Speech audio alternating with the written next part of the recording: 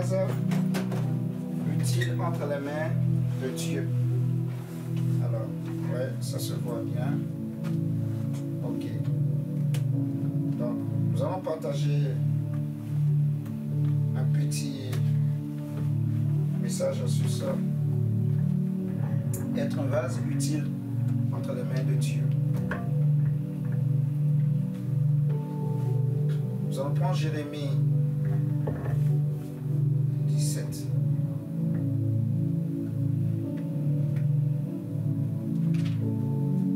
J'étais en train de prier ce matin. Et puis, c'est là que le Seigneur m'a enseigné, m'a parlé par rapport à ce petit thème que nous allons partager. Je vais essayer de ne pas être vraiment long, d'être court. Donc, j'ai écrit le thème être un vase utile entre les mains de Dieu. Et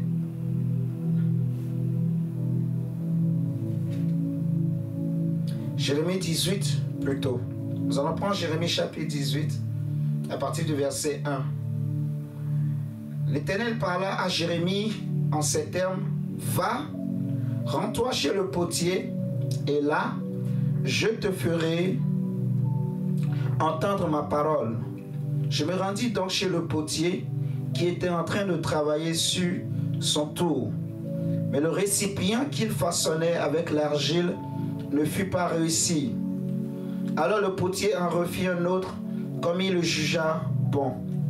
Là-dessus, l'Éternel me parla en ces termes: Ô peuple d'Israël, ne puis-je pas agir à votre égard comme a fait ce potier, demande l'Éternel. Vous êtes entre mes mains comme l'argile entre les mains du potier, communauté d'Israël. Une fois, je décrète de déraciner un peuple ou un royaume, de le renverser et d'amener sa ruine. Mais si ce peuple que j'ai menacé cesse de mal agir, je renoncerai à lui envoyer le malheur que j'avais projeté contre lui. Et si par contre, je parle de construire et de planter tel peuple ou tel royaume, mais que ce peuple fait ce que je considère comme mal et ne m'écoute pas, je renoncerai au bien que j'avais parlé de lui faire. Dis donc maintenant aux Judéens et aux habitants de Jérusalem: Voici ce que déclare l'Éternel. Moi je façonne votre malheur et j'ai des projets contre vous. Que chacun de vous abandonne donc sa conduite mauvaise, qu'il se comporte et qu'il agisse d'une bonne manière. Mais ils te répondront: Ces peines perdues nous feront à notre tête, et chacun agira selon les penchants de son cœur obstiné et mauvais. Pendant que je faisais la lecture, il y a une pensée qui montait en moi par rapport à un roi d'Israël qui voulait aller en guerre avec Josaphat. Et Josaphat plutôt a voulu que, avant qu'il n'aille en guerre, qu'il consulte Dieu pour savoir si Dieu sera avec eux dans cette guerre, dans cette campagne qu'il venait entreprendre, qu'il voulait entreprendre, dans cette activité qu'il voulait s'associer de faire. Le roi d'Israël va demander au roi de Juda: Viens partir en guerre avec moi. Et le roi de Juda, qui était Josaphat, va lui dire: Oui, j'irai avec toi. Tes soldats avec mes soldats. Mais il a demandé qu'on consulte d'abord l'Éternel pour connaître la volonté de Dieu. Parce que si Dieu n'est pas avec nous, si Dieu n'est pas dans une entreprise que l'homme entreprend, que l'homme décide de faire, en fait, cette entreprise n'ira pas loin. Elle est vouée à l'échec. Parce que l'homme, l'être humain, comme le Seigneur dit à Jérémie, nous sommes comme de l'argile entre les mains de Dieu. Le potier ici, c'est Dieu. Et l'argile, c'est l'homme, la poussière. Souvenez-vous, selon Genèse, l'homme a été tiré de la poussière. L'homme a été formé de la poussière. Et lorsque Dieu parlait de la terre dans Genèse, on a déjà enseigné, en réalité, il voulait nous amener à comprendre de quoi est fait l'homme et comment on peut partir de rien du tout, donc de la poussière, de l'argile, et former une créature si merveilleuse. David va crier, par exemple, il va dire, je te loue, ô Dieu, de ce que tu m'as créé, une belle créature, une créature merveilleuse. Ça, c'est l'œuvre du Seigneur, c'est l'œuvre de Dieu qui fait en sorte que de l'argile peut devenir une créature merveilleuse. Et Dieu a des plans merveilleux, des projets de paix et non de malheur pour l'homme. Si Dieu a créé l'homme, c'est pour un but. Dieu a tout fait pour un but, même le méchant pour le jour du malheur. Dieu a tout créé pour un but. Il n'y a aucun hasard dans ce que Dieu a créé. Donc Josaphat demande au roi d'Israël, consultons l'un des prophètes de l'Éternel. Et le roi d'Israël va lui dire, d'abord il va appeler les faux prophètes qui mangent à sa cour, et chacun d'eux va lui dire ce qu'il voulait entendre. Ô roi, va en guerre, l'Éternel sera avec toi. Mais dans cette histoire, le roi d'Israël était un roi méchant, un roi idolâtre, qui ne craignait pas l'Éternel, qui adorait les dieux des peuples étrangers. Et ces prophètes lui disaient tout le temps ce qu'il voulait entendre. Mais il y avait un prophète parmi tout Israël qui lui disait la vérité, qui lui disait vraiment ce que Dieu disait réellement. Alors, quand Josaphat a entendu tous ces prophètes dire la même chose, il n'était pas convaincu. Il va dire, n'y a-t-il pas un autre prophète, un vrai prophète de l'Éternel? Parce que tous ceux-là sont des clowns. Ils te disent ce que tu veux entendre, en fait. Notre époque aujourd'hui est comme l'époque de Josaphat, où il y a beaucoup de faux prophètes, de faux prédicateurs, de faux messages, de faux enseignements qui séduisent les chrétiens. En fait, comme les hommes sont fatigués de la vérité, l'homme n'aime pas la vérité.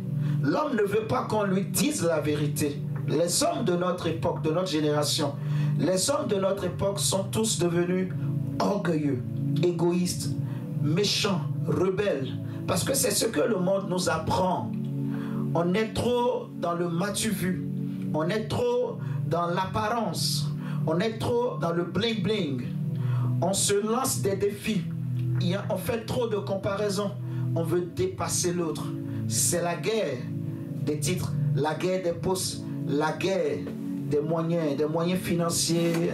On se bat pour paraître devant les hommes, pour avoir un nom, pour avoir une place, pour être reconnu par nos pères, par nos frères et sœurs.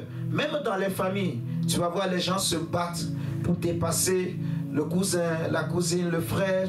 On se cache parce qu'on a peur que si le cousin ou la cousine apprend ce que je fais, on peut me tuer, on peut me manger. Il y a des parents qui cachent même leurs enfants pour que personne d'autre dans la famille ne puisse savoir même où vivent ses enfants, parce qu'on a peur de l'autre, on a peur, on veut réussir, on veut aussi que nous-mêmes on s'en sorte et on réussisse. C'est ce que le monde nous apprend en fait, c'est ce fonctionnement-là, et on n'est pas prêt, on n'est pas disposé à entendre la parole de Dieu, parce que la parole de Dieu est claire et simple. En fait, si vraiment nous nous appuyons sur cette parole, personne ne peut nous faire du mal, et on a la garantie du succès, la garantie de la réussite. La prophétie de l'Éternel n'échoue jamais. Si elle tarde, la Bible dit, attends-la, elle s'accomplira certainement, mais elle ne peut pas échouer, parce que ce qui sort de la bouche de Dieu ne retourne pas à l'Éternel sans effet. Je méditais la parole aujourd'hui et je me suis rendu compte que tout ce que le Seigneur a fait avec les disciples, même de son vivant, pendant qu'il était encore avec eux, ce n'était pas des paroles. Il y a un passage où on nous dit que le Seigneur va prendre les disciples 2 à 2 et il les envoie pour aller prêcher l'évangile. Mais la Bible précise avec le pouvoir de chasser les démons et de guérir les malades. Jésus ne leur avait pas donné un talisman. Jésus ne leur avait pas donné un bâton. Jésus avait simplement prié pour eux. Il leur a dit, je vous donne le pouvoir de chasser les démons, les esprits mauvais et de guérir les malades. C'était juste une parole qu'il a libérée, sa parole. Et les disciples ont cru. La Bible dira que quand ils sont partis, cette parole les a accompagnés, cette parole a marché. Ils ont chassé beaucoup de démons, ils ont guéri beaucoup de malades et ils étaient très contents. Et j'ai réfléchi, j'ai médité. Le Saint-Esprit m'enseignait en fait de bien voir la puissance de la parole, la foi dans la parole de Dieu. La parole de l'Éternel, elle est sûre et certaine. Elle n'échoue jamais. Donc Dieu dit, vous êtes de l'argile entre mes mains. Lorsque Josaphat a parlé, le roi d'Israël va dire, il y a un autre prophète ici, mais je ne l'aime pas. J'aime pas sa tête, parce qu'il me prophétise toujours le malheur. Malheur. Il ne me dit jamais rien de bon. Tout ce que lui dit sur moi, c'est toujours le malheur. C'est pour cela que je ne l'aime pas. Donc c'est comme beaucoup de chrétiens, beaucoup d'hommes en général de notre époque. Heureux l'homme qui aime la vérité, qui aime la parole. Parce que la vérité, elle peut être dure, mais elle sauve. Amen, amen. Elle sauve, elle préserve de beaucoup de choses. La vérité sauve. Il dit, je n'aime pas ce prophète. Et c'est ce que nous voyons aussi dans notre époque. Les hommes de Dieu qui disent la vérité aux chrétiens sont mal aimés, sont vraiment mal aimés, sont méprisés, sont rejetés. Pourquoi? Pourquoi? Pourquoi les hommes n'aiment pas la vérité, ne supportent pas la vérité?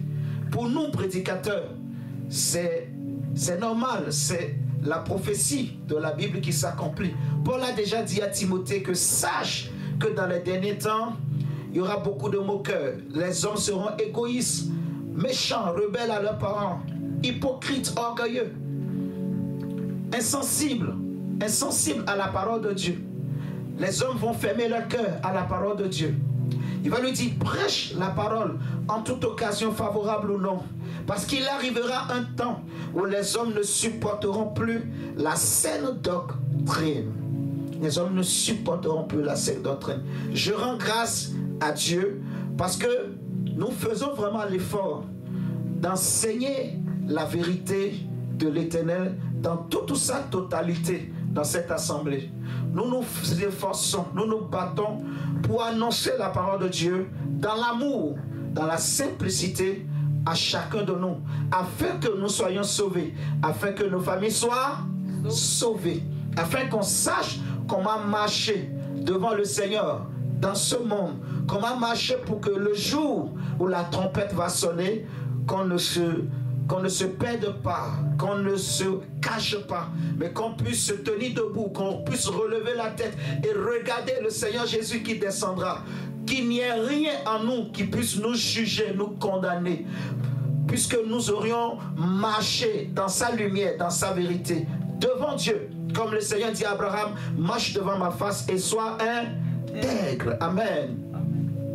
Donc le roi dit, je n'aime pas cet homme. Comme les chrétiens aussi n'aiment pas les vrais prophètes. Les vrais prophètes de Dieu, de cette époque. Il y en a.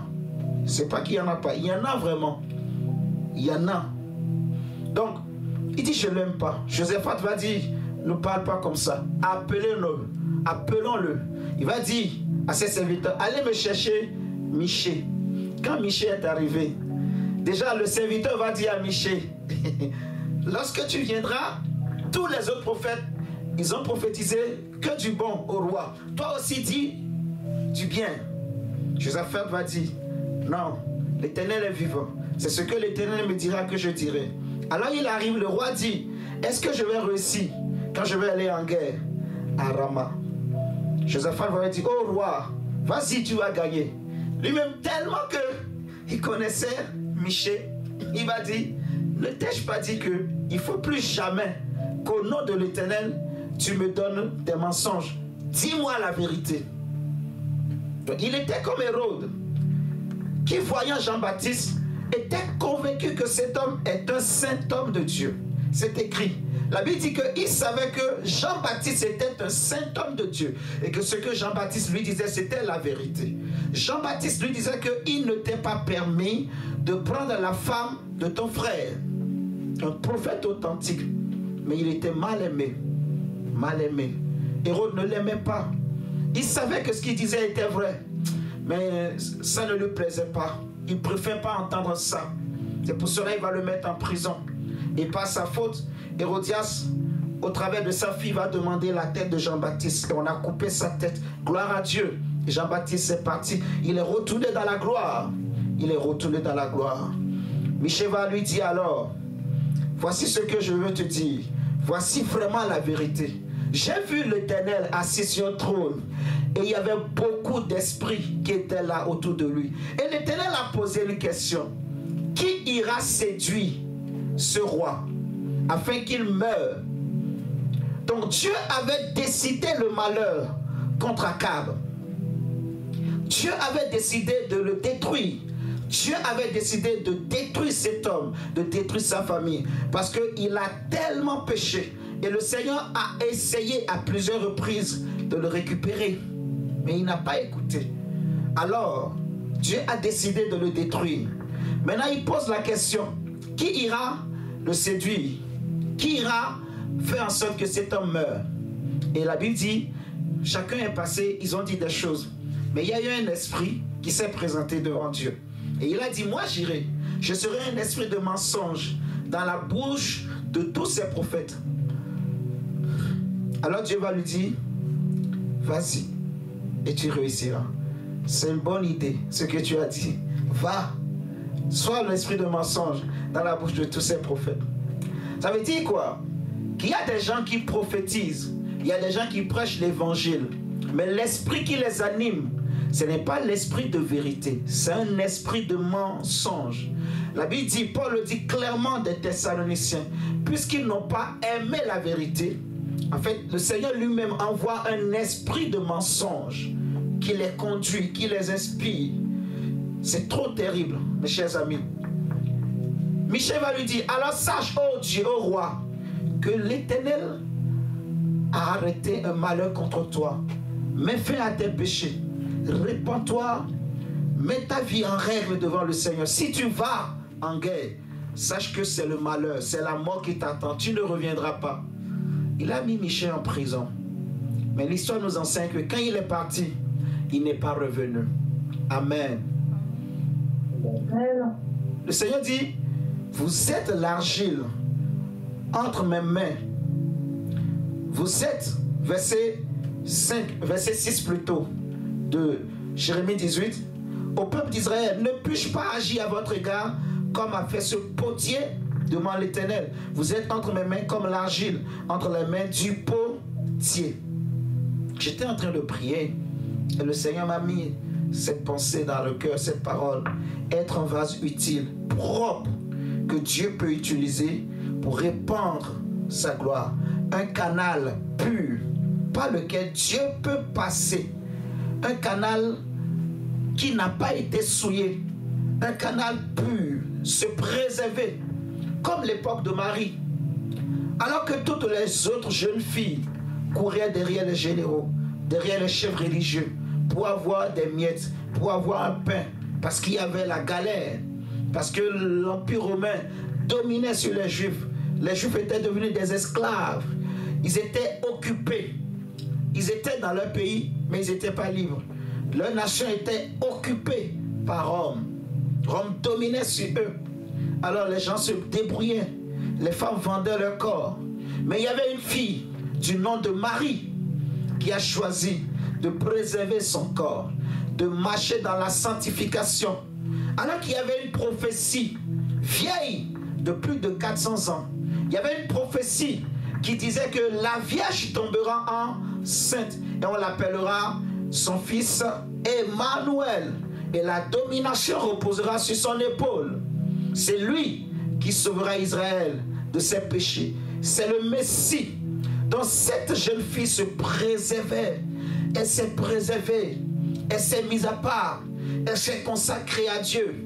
Tout le monde voulait abuser d'elle. Elle a dit non, je préfère vivre dans la souffrance, dans la pauvreté, dans le manque, dans la misère, mais être agréable à Dieu. Je veux être un canal pur que Dieu peut utiliser. Je veux être prêt. Je ne sais pas. Peut-être quand Dieu va décider d'agir, je veux être celui que Dieu va choisir. Je veux être celui que Dieu va voir. Je veux me préparer moi-même. Je veux être disposé. La Bible dit que dans les derniers temps, le Seigneur répandra son esprit. Un esprit saint, un esprit de feu, un esprit de vie, un esprit de vigueur, un esprit de courage pour marcher et marquer la différence dans cette génération perverse et corrompue. Alléluia. Amen. Marie s'est mise à part. Alors l'ange est venu lui dire, tu es bénie entre toutes les femmes. Toi qui as trouvé grâce aux yeux de Dieu. Dieu t'a choisi, tu es bénie. Tu es bénie.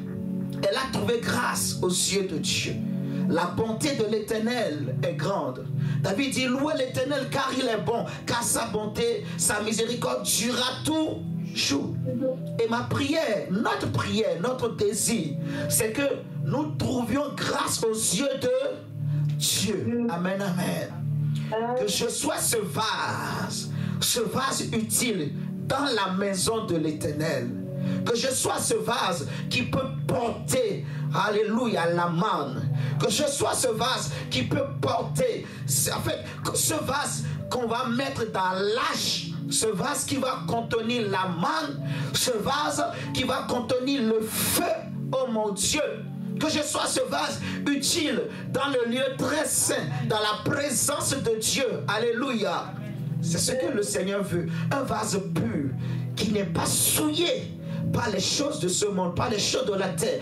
Un homme qui se conserve, une fille qui se conserve, qui préserve son corps, une jeune fille qui refuse de tomber dans l'impudicité, de se souiller, un homme qui refuse tout ce qui est masturbation, les films sales, toutes ces choses, un homme qui préserve ses yeux, ses oreilles, sa langue, sa bouche, son corps, qui se sanctifie, qui craint le Seigneur, qui met en pratique la parole de Dieu. Amen. Regardez avec moi Exode chapitre 20 au verset 25, ce que la parole de Dieu nous dit. Exode 20 verset 25. Oh Seigneur, merci pour ta grâce. Nous t'adorons, Papa. Nous te bénissons, oh Dieu. Nous te bénissons, Papa. Exode chapitre 20, verset 25, il est écrit: si vous me construisez un autel en pierre, vous ne le bâtirez pas en pierre taillée, car en taillant les pierres au ciseau, vous les profaneriez. Je vais relire. On dit, si vous me construisez un autel en pierre, vous ne le bâtirez pas en pierre taillée, car en taillant les pierres au ciseau, vous les profaneriez. Amen. Donc le Seigneur parle de l'autel, et l'autel nous parle du sacrifice, et le sacrifice nous parle de l'adoration.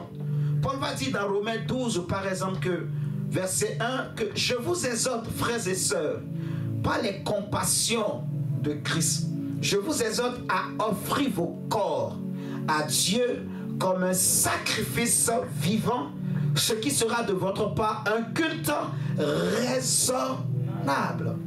Donc lorsqu'on parle de l'autel, on parle du sacrifice. Et quand on parle du sacrifice, on voit derrière l'adoration, le culte, une vie consacrée à honorer le Seigneur, à l'adorer. Un homme ou une femme qui s'est mis à part pour se consacrer pour la cause de l'évangile. Un homme qui accepte de pratiquer la parole de Dieu devant tout le monde, de pratiquer la parole de Dieu au-delà de toutes les considérations humaines. Un homme qui choisit de pratiquer la parole de Dieu contre les vents et les marées. Un homme qui a compris vraiment l'évangile, qui a compris le salut. Oh Dieu. Mes chers amis, La parole de Dieu est magnifique. Dieu est bon. Il dit que si vous voulez construire pour moi un hôtel, prenez garde de ne pas utiliser des pierres taillées, car en taillant les pierres au ciseau, vous allez les profaner. Donc, tailler une pierre au ciseau, cela veut dire quoi? En fait, ça veut dire chercher à donner une autre forme à la pierre, qui n'est pas la forme naturelle. Je répète, tailler une pierre au ciseau, ça signifie quoi? Cela signifie simplement qu'on veut donner à la pierre une forme qu'elle n'a pas naturellement, en fait. Donc pour moi et toi, cela veut dire simplement que Dieu veut que je sois un homme, une femme naturelle. Dieu n'a pas besoin de tous les artifices qu'on met autour pour chercher à plaire à Dieu, à servir Dieu. Tout ça, c'est des semblants. C'est pour faire semblant, en fait. La vie chrétienne est simple. Paul dit que je crains que de même que le serpent séduisit Ève par sa convoitise, je crains que vos cœurs ne se corrompent et ne se détournent de la simplicité de l'évangile. Donc l'évangile est simple. L'évangile est tellement simple. La parole de Dieu est simple. Si tu crois, tu verras la gloire de Dieu. C'est simplement ce qu'elle dit. Quiconque invoquera le nom du Seigneur en ces temps derniers sera sauvé. En tant qu'Agile, j'avais une autre forme. J'ai été déformé par le monde. J'ai été déformé par le péché. Le ciseau ici, c'est l'exemple de tous les outils qui existent dans ce monde. Mais ces outils-là, c'est quoi? C'est le péché. Ces outils-là, c'est les pratiques et les traditions et les coutumes et les conseils, les choses que le monde nous présente, qu'on utilise. L'apôtre Jean, par exemple, va dire, n'aimez pas le monde, ni les choses qui sont dans le monde, car l'amour du monde est inimitié contre Dieu. Car l'orgueil de la vie, les convoitises de la chair, les convoitises des yeux sont inimitiés contre Dieu, sont contraires à la volonté de Dieu, s'opposent à Dieu. Ces choses ne viennent pas de Dieu. Ces choses passeront, mais la parole de Dieu demeure éternellement. Donc j'ai été déformé par le péché. Le péché me déforme. Le péché déforme ma vie. Le péché déforme ce que je dois être. Le péché peut changer même ma trajectoire. Le péché peut me sortir du sentier de la justice et m'amener sur le sentier des méchants. Or, on sait, selon Proverbe 4, que le sentier du juste est resplendissant et il va croissant, croissant, croissant. Le sentier du juste est resplendissant comme la lumière qui va croissant, croissant, croissant, croissant. Donc, mais le sentier des méchants, c'est les ténèbres. Vous voyez? Donc le péché a déformé nos familles. Si vous comprenez ce texte que le Seigneur a donné à Jérémie, les enfants d'Israël, leur vie était déformée par le péché. Ils n'étaient plus un sacrifice agréable, d'une agréable odeur, d'une bonne odeur devant Dieu.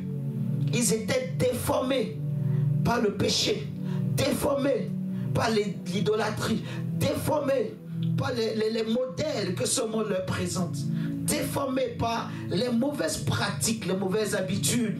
La Bible dit que même les mauvaises compagnies corrompent les bonnes mœurs.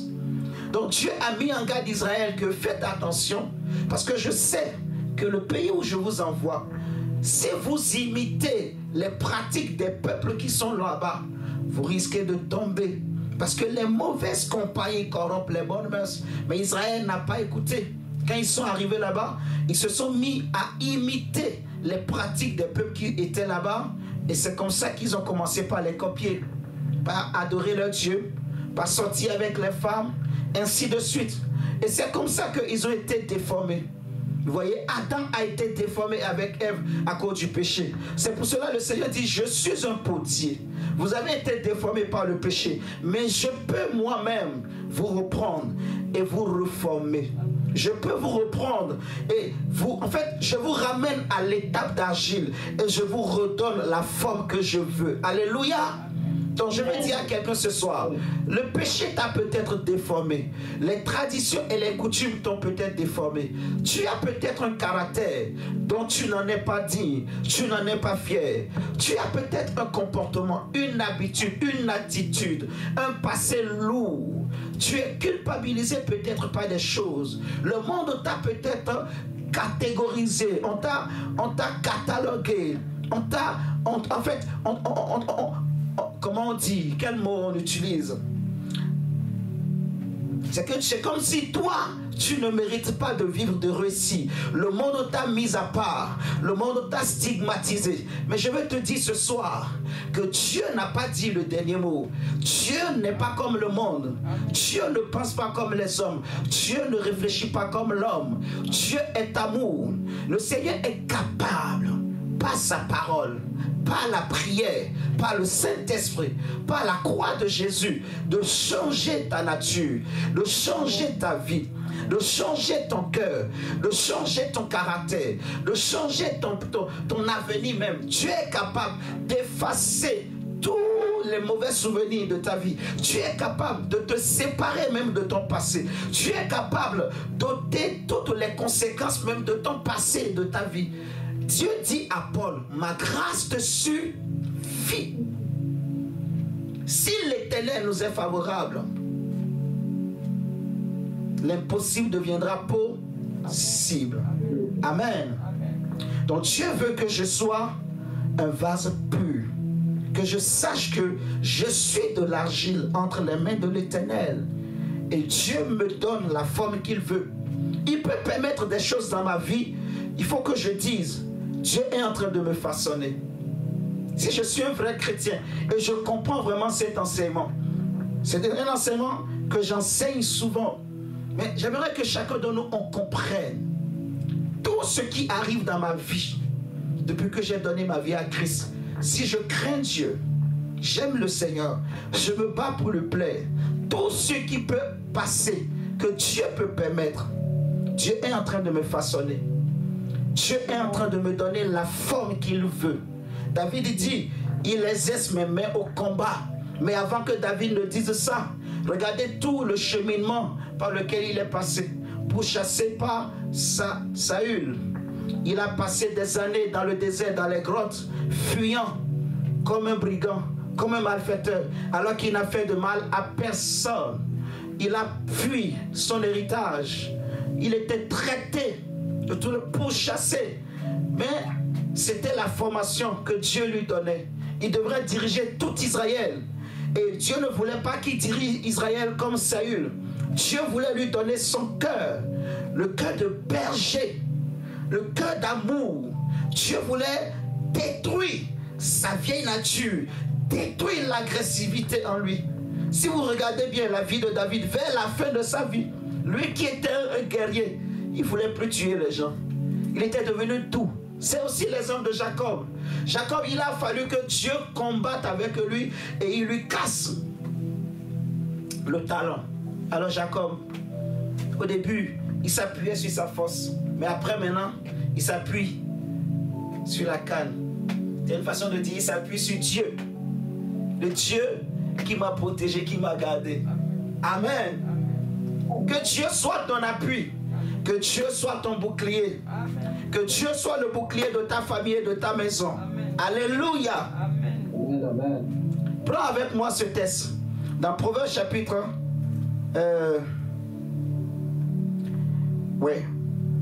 Prenons 2 Timothée 2. Et on va méditer ça. On va partager ça. Je crois on va s'arrêter là. Prenons 2 Timothée 2.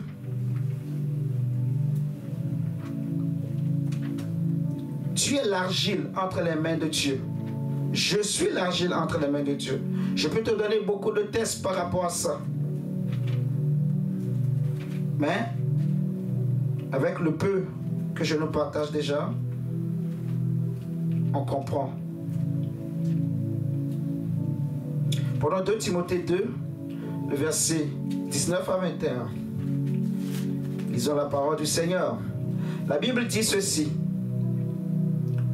Cependant, le solide fondement posé par Dieu demeure. Il porte en guise de sceau les inscriptions suivantes. Je répète. Cependant, le solide fondement posé par Dieu demeure. Il porte en guise de sceau les inscriptions suivantes. Oh, béni soit la parole du Seigneur.